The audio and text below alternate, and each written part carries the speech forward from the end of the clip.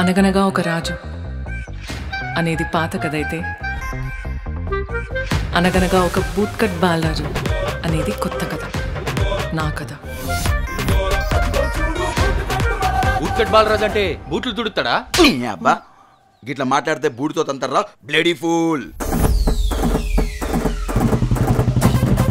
మనిషివేనారా?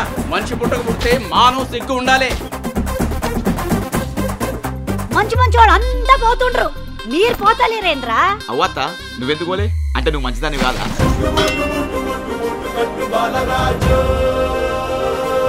అవురా నిజం చెప్పు, కాలేజీకి తోవతో పొచ్చురులే. మా అమ్మకి మాట ఇచ్చినా సార్ ఈ సంవత్సరం బరాబర్ పాస్ అవుతా అని. కొంతమంది ఉంటారు తిననీకనే పుడతారు.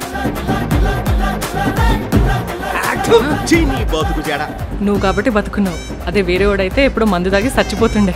ఫీల్ అవుకో, ఈ ఊర్లోని బ్రాండ్ అలాంటిది.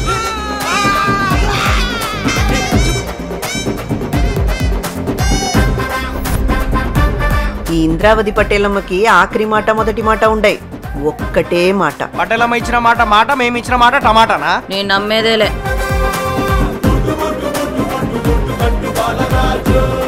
అమ్మాయిలు నువ్వు అనుకున్నంత మంచోళ్ళు కాదురా. నా పానం పోతుందంటే ఆగాకు తానం చేసి రెడీ అవుతా అనే టైపు రా. అంతే అంతే అంతే. విజయం వచ్చే ముంగట ఆగివని మామూలేరా. నా ఉచుడు నాశనం అయిపోతారా? మీ మీద మన్ను వాడా మీ మొలుతారుగా.